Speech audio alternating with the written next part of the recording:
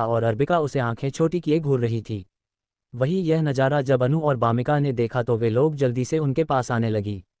तभी अर्बिका आयाश को घूरते हुए बोली, तुम कौन हो और लंगूरों की तरह मटमट कर मेरे गले पड़ने क्यों आ रहे। फिर वह आयाश को देखती है जिसने इस वक्त आयान के जैसे कपड़े पहन रखे थे। ये देखकर उसकी आंखें और छोटी हो जाती है और वह आयान को गुस्से में घूरते हुए बोली, तुम्हारी हिम्मत कैसे हुई मेरे यान भाई जैसे कपड़े पहनने की, और यह कपड़े फिर कहाँ से मिले। एक मिनट, कहीं तुम चोर तो नहीं हो। तुम्हें शर्म नहीं आती। इतना हटे कट्टे मस्ते होकर चोरी करते हुए वही बामिका और अनुज जो कि उन दोनों के पास ही आ रही थी। उन्होंने जब अर्बिका की बात सुनी तो उनकी हंसी छूट गई। वही उसकी बात सुनकर आयंश का चेहरा देखने लायक था। आयंश आंखें मुंह फाड़े अर्बिका की ओर देख रहा था। बेचारे का तो पूरा पॉप ही हो गया था। कहा वह सोच रहा था कि अपनी छोटी बहन के सामने हीरो माफिक एंट्री लेगा, लेकिन हीरो जैसी एंट्री लेना तो छोड़ो, वह तो अपनी ही बहन की नज़रों में चोर बन गया था। ये सोचकर उसका दिमाग खराब हो रहा था। तभी उसे अनु जी और बामिका के हंसने की आवाज़ सुनाई दी तो वह उन दोनों की तरफ देखने लगा जो इस समय पे पकड़कर हंस रहे थे। ये देखकर आयन रोनी सूरत बनाकर अनु जी की ओर देखता हुआ बोला, मोम आप ही हंस रही है। देखिए प्रिंसेस मुझे चोर कह रही है। ये सुनकर अर्बिका थोड़ी कंफ्यूज हो जाती है और अनु जी बामिका की ओर देखकर मासूमियत से बोली, मोम बामिका आप लोग क्यों हंस रही है, और क्या आप लोग इस चोर को जानती है।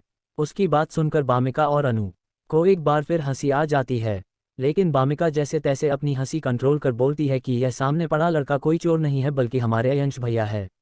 इतना कहकर वह फिर से मुंह दबाकर हंसने लगी क्योंकि अयान का चेहरा देखकर उसकी हंसी कंट्रोल नहीं हो रही थी।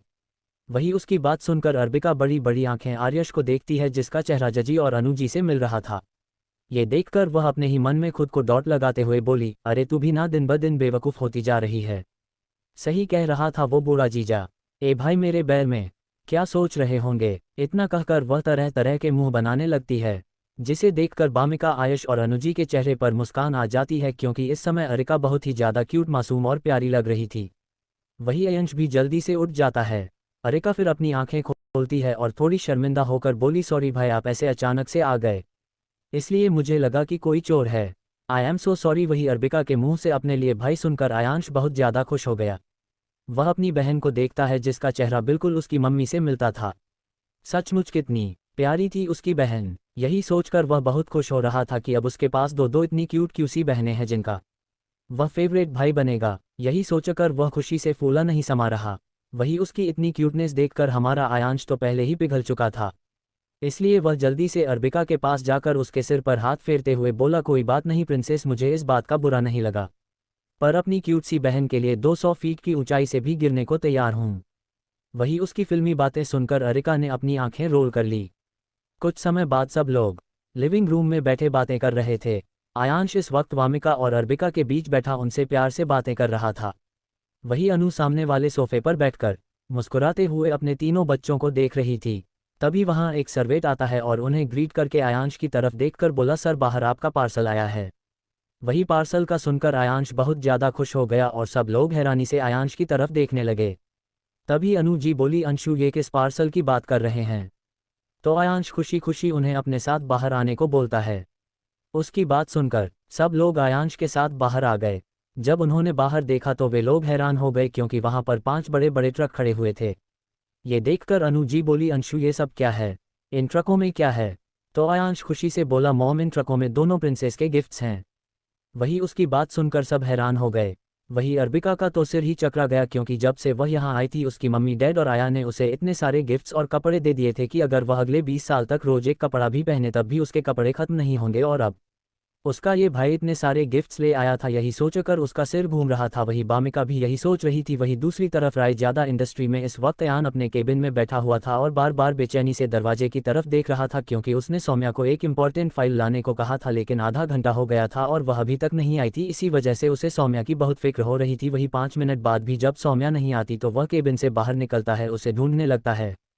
केबिन से थोड़ी दूर जाते ही उसकी नज़र सामने जाती है। वहां का नज़ारा देखकर उसकी मुट्ठियां कस जाती है क्योंकि सामने रजत और सौम्या किसी बात पर डिस्कस कर रहे थे। वहीं इस समय रजत से बात करते हुए सौम्या के चेहरे पर एक प्यारी सी स्माइल थी। उसे देखकर अयान को जल जाता है और यूं ज़्यादा गुस्सा आ जाता है, और इस समय भी उसे रजत से बहुत ज़्यादा जलन हो रही थी क्योंकि जब भी सौम्या उसके पास रहती मुस्कुराना तो दूर, वह हमेशा उसके सामने डरी सहमी सी रहती थी जैसे वो उसका मर्डर करने वाला हो। अब हमारे अयान भाई को कौन समझाए कि लड़कियों से प्यार से बात की जाती है।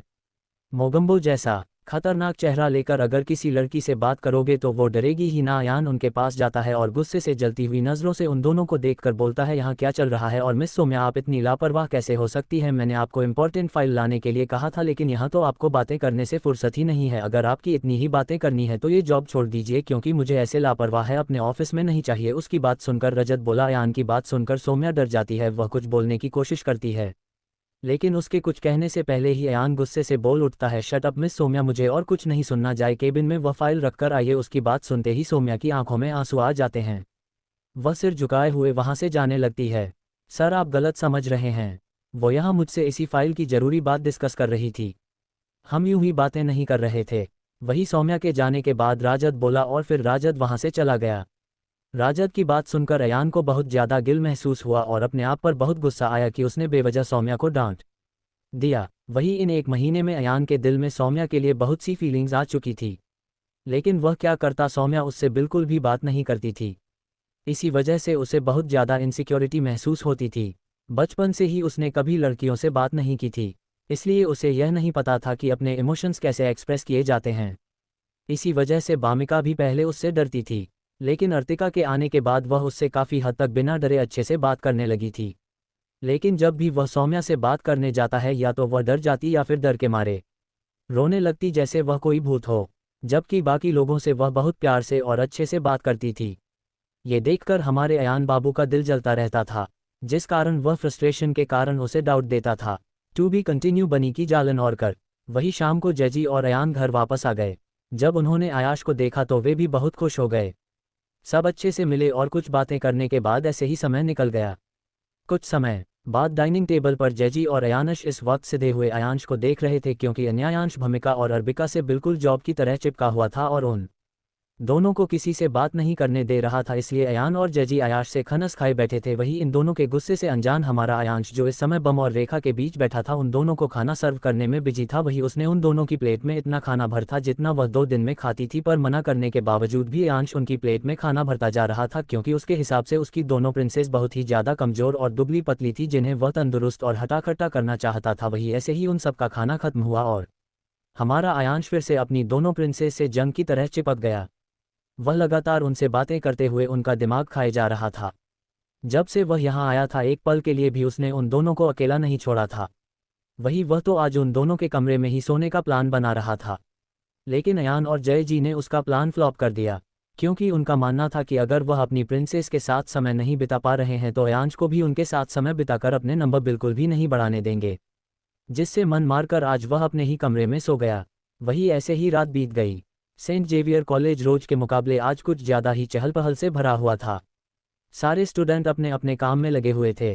तभी कॉलेज कैंपस में एक ब्रांड न्यू लग्जरी कार आकर रुकती है, जिसे देखकर सभी हैरानी से आंखें फाड़े देखने लगते हैं, क्योंकि यह कोई नॉर्मल कार नहीं थी। इस कार के बल में सिर्फ 2 ही पीस थे और यह कार अभी तक इंडिया में आई भी नहीं थी। इसी वजह से सारी लड़का अपनी आंखों में एक्साइटमेंट लिए उस कार को देखने लगे। वे ये जानने के लिए बेहद एक्साइटेड थे कि इतनी महंगी और लग्जरी कार किस लकी पसंद की है। तभी उस कार का दरवाज़ा खुलता है और उसमें से अयांश आंखों पर शह चढ़ाए बाहर निकलता है। इस समय उसने white T shirt, black tone jeans और ब्लैक जैकेट पहन रखी थी, जिसमें वह बेहद कूल और हैंडसम लग रहा था। लड़कियों तो उसकी हैंडसम इसे देखकर पागल हो रही थी। सब ये जानने के लिए एक्साइटेड थे कि आखिर ये लड़का है कौन, क्या यह उनके कॉलेज का नया स्टूडेंट है, क्योंकि अयांश हमेशा से अपनी पढ़ाई के लिए फॉरेन में ही रहा था, इसलिए बहुत कम लोग जानते थे कि वह रायजादा खानदान का बेटा है। तभी अयांश कार से उतरकर पीछे वाले दरवाजे की ओर जाता है और अपने हाथों से कार का दरवाजा खोलकर अपना हाथ आगे बढ़ाता है। ये देखकर अर्बिका मुस्कुराते हुए उसका हाथ पकड़ती है और कार से बाहर उतरती है। वही अयांश दूसरी साइड जाकर बामिका को कार से उतारता है। वहीं अर्बिका और बामिका को देखकर सब लोग हैरान हो गए। अब वे और भी ज़्यादा ये जानने के लिए एक्साइटेड हो गए कि आखिर उन दोनों की पहचान क्या है, जिनके साथ हमेशा एक से बढ़कर एक हैंडसम और रिच लड़के आगे पीछे घूमते रहते थे। वही लड़कियों इस समय अपनी आंखों में जलन लिए उन दोनों को देख रही थी।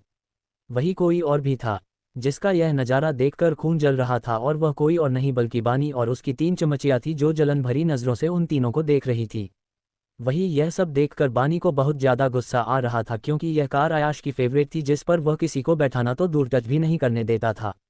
पिछली बार उसने वह कार छू ली थी तो आयांश ने उसे बहुत डांटा था, और इतना ही नहीं उसने कार को ड्राई क्लीन के लिए भी भेज दिया था जैसे उसके छूना शिकर गंदा गया हो, और आज यहाँ आयाश बामिका और अर्बिका को उसी कार में बैठाकर लेकर आया था। इसी वजह से इस समय बानी को अर्बिका और बामिका से बहुत नफरत हो रही थी। तभी बानी की एक चमची ये देखते हुए बोली, बानी तुम्हारा भाई ऐसा कैसे कर सकता है, वो इतनी महंगी और लग्जरी कार में इन दोनों क्लासलेस गवार और गिरी हुई लड़कियों को कैसे बिठा सकता है, और उसके साथ तो तुम्हें आना चाहिए था ना। तो फिर ये दोनों बेकरीन आयांश के साथ क्या कर रही है, क्या इन दोनों ने आयांश को भी फंसा लिया है। इतना कहकर वह जलन और नफरत से अर्बिका और बामिका को देखने लगी, क्योंकि वह आयांश को पसंद करती थी और उससे शादी करना चाहती थी। इसी वजह से उसने बानी से दोस्ती की थी ताकि वह आयांश के करीब जा सके। बानी की तीनों चमचियों अपने ही ख्याली गुलाब पका रही थी। वही उसकी बातें सुनकर बानी को थोड़ा अच्छा लगने लगता है और वह अपना सिर झुका लेती है। उसकी आंखों में आंसू आने लगते हैं, जिससे उसकी तीनों चमचियों को लगने लगता है कि जरूर बानी पर कोई अत्याचार हुआ है। इसलिए दूसरी चमची बानी के कंधे पर हाथ रखकर फिक्र से बोली, बानी तुम्हें इस तरह मासूम बने नहीं रहना चाहिए, वरना दुनिया वाले तुम्हारा फायदा उठाएंगे। तुम्हें अभी के अभी अपने भाई से बात करनी चाहिए और इन दोनों लड़कियों की असलियत बतानी चाहिए कि यह दोनों लड़कियां कितनी घटिया है। चलो मेरे साथ। वही उसकी बात सुनकर बानी का चेहरा दर्द से पीला पड़ गया। वह इस समय सबके सामने आयांश के पास जाने का सोच भी नहीं सकती थी, क्योंकि आयांश उसे बिल्कुल भी पसंद नहीं करता था। आया तो फिर भी उनके रिश्ते की लाज रख लेता था, लेकिन आयांश बहुत हाई ज़्यादा मस्त था और वह मुंह पर ही बेइज्जती करता था, और अगर सबके सामने उसकी सच्चाई सामने आ गई तो इसलिए वह हड़बड़ाते हुए बोली, नहीं ऐसा कुछ नहीं है आयांश भैया, ऐसे नहीं है जैसा तुम लोग सोच रही हो, और प्लीज़ भैया को परेशान मत करो, उन्हें ये सब बिल्कुल भी पसंद नहीं है। क्यों नहीं कोई रोके टोके, इसलिए चलो यहाँ से प्लीज़। वह कैसे भी करके यहाँ से जल्द निकलना चाहती, इतना कहकर वह वहाँ से जाने लगती है। लेकिन जो लड़की आयांश को पसंद करती थी वह बोली, नहीं बानी तुम इतनी मासूम और सीधी हो सकती हो, लेकिन मैं नहीं, मैं अभी के अभी आयांश को सच्चाई बताकर आती हूँ। इन दोनों गिरी हुई एहसान फरामोश लड़कियों की इतना कहकर वह अपनी तीनों चमचियों के साथ उन तीनों के पास चली जाती है। To be continue college first और कैफ़े। प्लीज़ रीडर्स, आप लोग ये वाला चैप्टर पढ़ने से पहले पहला वाला चैप्टर भी पढ़ ले, और प्लीज़ आप लोग दोनों चैप्टर पढ़ा कीजिए, क्योंकि जब भी मैं 2 चैप्टर डालती हूँ तो कुछ लोग पहला चैप्टर नहीं पढ़ते बल्कि सीधे दूसरे चैप्टर पर जंप लगा देते हैं। प्लीज़ ऐसा मत किया कीजिए, क्योंकि सभी चैप्टर लिखने में उतनी ही मेहनत लगती है, और अगर आपको सिर्फ लास्ट का चैप्टर ही पढ़ना है तो फिर मेरे 2 चैप्टर देने का फ़ायदा ही क्या हुआ। और हाँ, प्लीज़ दोनों चैप्टर पर कमेंट जरूर करें। वही आयांश बामिका और अर्बिका के सर को प्यार से सहलाते हुए बोला, प्रिंसेस अपना ध्यान रखना, और हाँ अगर तुम दोनों को कोई भी परेशान करे तो मुझे बताना, मैं लोगों की आकृति रिकाने लगा दूंगा। ठीक है, वह भी बात कर ही रहा था, तभी उन तीनों के सामने बानी की चमची आ जाती है। जब उसने इतने पास से आयांश को देखा तो वह उसके चेहरे को देखती ही रह गई, क्योंकि आयांश था ही इतना हंसम। वही आयांश जब उसे देखता है तो उसकी आंखें सिकुड़ जाती है।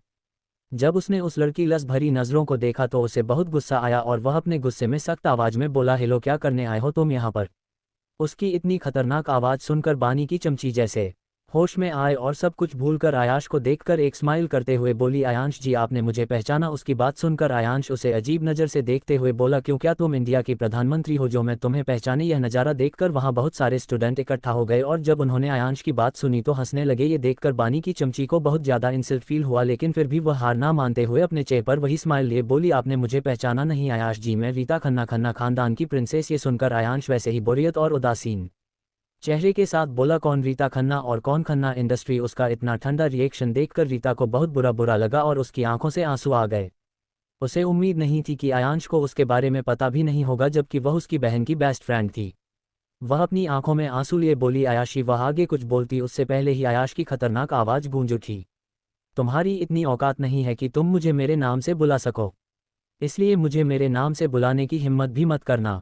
उसकी इतनी खतरनाक आवाज़ सुनकर रीता अंदर तक कांप गई और नफरत से बामिका और अर्बिका को देखने लगी, क्योंकि उसे लग रहा था कि आयांश को उसके खिलाफ जरूर इन दोनों ने ही भड़काया होगा, तभी तो वह उससे अच्छे से बात नहीं कर रहा था, वरना उसके जैसी खूबसूरत और इंटेलिजेंट लड़की की इतनी इंसल्ट कौन कर सकता है। वही जब याशिता की आंखों में अपनी दोनों बहनों के लिए नफरत देखता है तो उसकी आंखें और भी ज़्यादा सर्द हो जाती है और वह गुस्से में बोला, तुम चुड़ैल कहीं की, अपनी यह घटिया नज़रें मेरी दोनों प्रिंसेस से हटा लो, वरना तुम्हारे लिए अच्छा नहीं होगा। फिर वह अर्बिका और बामिका के सिर पर प्यार से हाथ फेरते हुए मुंह बनाकर बोला, तुम्हारी यह बदसूरत चुड़ैल सुरपनखा जैसी शक्ल देखकर मेरी दोनों प्रिंसेस लड़ रही है, इसलिए अपनी यह बदसूरत सी शक्ल लेकर यहाँ से निकल जाओ, वरना मैं तुम्हारी सुरपनखा जैसी नाक काट दूंगा। समझी, इतना कहकर वह उसे गुस्से भरी नज़रों से देखने लगा। वही अयंश की बात सुनकर बनिका और आबिका को भी हंसी और गई। अपने भाई की इतनी अच्छी इंसल्टिंग स्किल्स देखकर अर्बिका तो इम्प्रेस हो गई।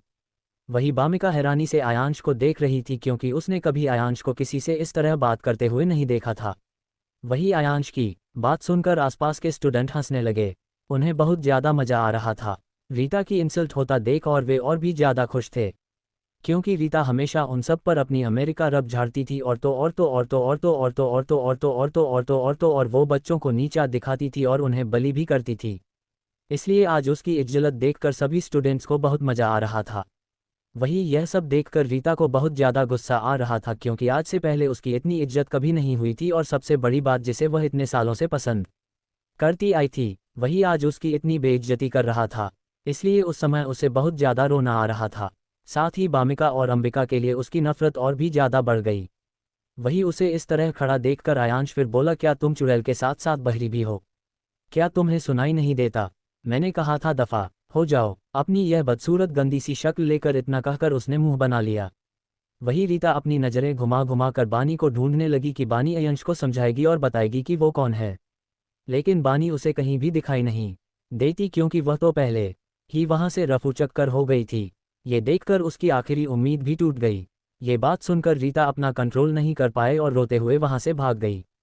उसके जाने के बाद आयांश अपनी दोनों प्रिंसेस को प्यार से देखते हुए बोला, बच्चा जब आपके कॉलेज की छुट्टी हो जाए तो मुझे बता देना, आज मैं ही आपको लेने आ जाऊंगा। ठीक है। उसकी बात सुनकर अर्बिका और बामिका अपने सिरहामी में हिला देती है। ये देखकर आयांश अपनी कार में बैठकर वहां से निकल जाता है। इसके बाद बामिका और अर्बिका अपनी क्लास की तरफ जाने लगती है।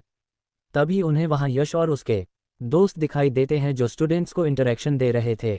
ये देखकर बामिका और अरिका उनके पास चली जाती है।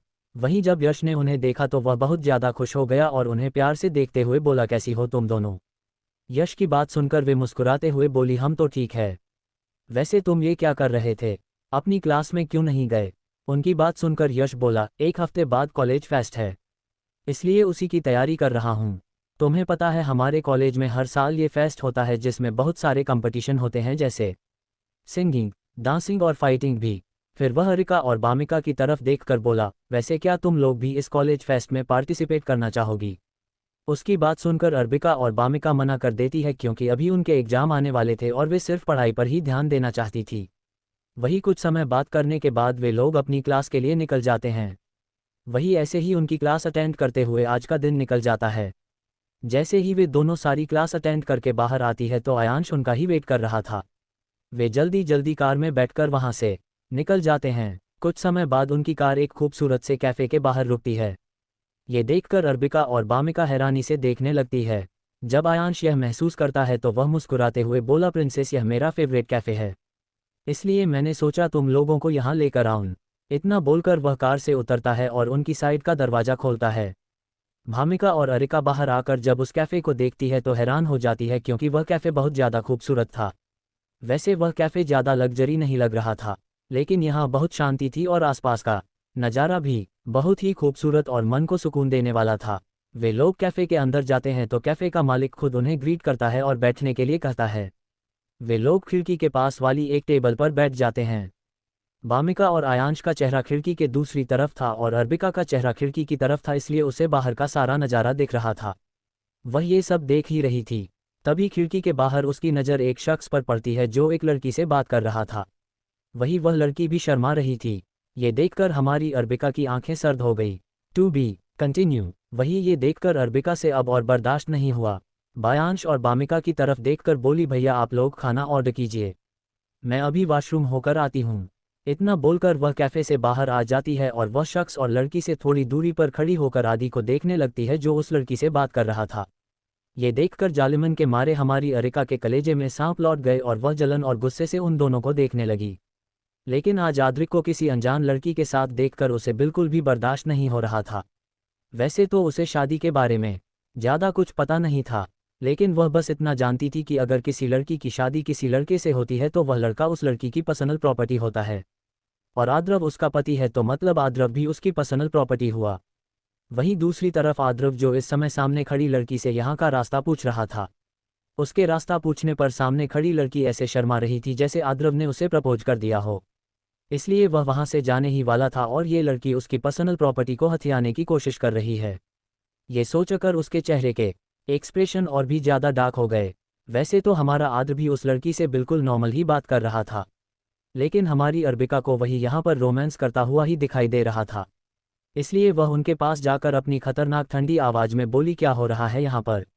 वही उसकी इतनी खतरनाक आवाज़ सुनकर हमारे आद्रव हैरान हो गया, लेकिन जब उसने आधा रपे छोटी ई की मात्रा कप का प्या की मात्रा को देखो, असाद्र बहुत खुश हो गया। आखिरकार वह लड़की जिसे वह 1 महीने से पागलों की तरह